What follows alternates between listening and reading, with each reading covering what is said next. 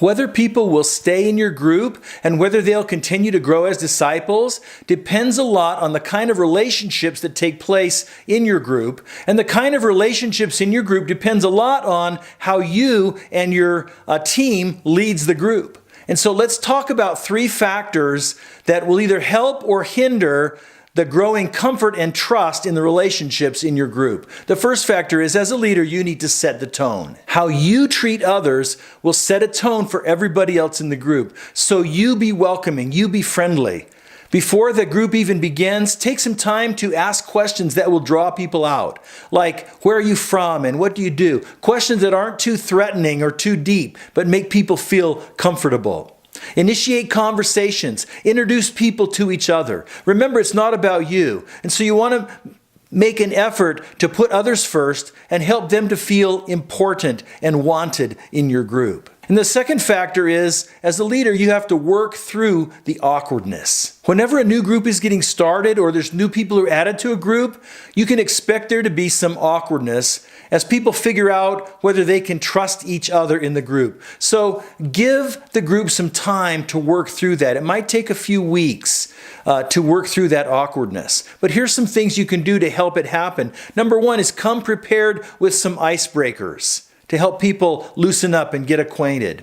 And then in every set of discussion questions, there's 1 or 2 that allow people to talk a little bit more about their own life and their own experiences. So give plenty of time for those kind of questions. And then don't rush through the relational time to get to the lesson. And then when the lesson's over, don't rush people out the door. If you'll follow some of those practices, then you can make that period of awkwardness shorter rather than longer. Now here's the third factor. As a leader, make sure that your group is not weird. Don't be weird. Don't do things that are going to make people feel uncomfortable, like sharing deep personal truths or touching each other or some kind of oddball group exercise. And then don't push the discussion questions. Because as the group is warming up and getting to trust each other, there's probably going to be less discussion because people are feeling it out and deciding how much they can feel safe to say. And then third, put yourself in the shoes of the newcomer or the person who's not familiar with church stuff. Just because something feels comfortable to you doesn't mean it won't feel weird to somebody who's new with all this whole thing.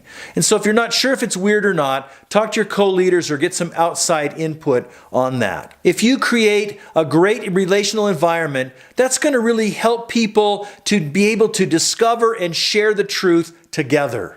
And it's going to create a safe place where people can embrace the transformations that God is working in their lives. So as a leader, be sure you pay close attention to the relationship environment of your group.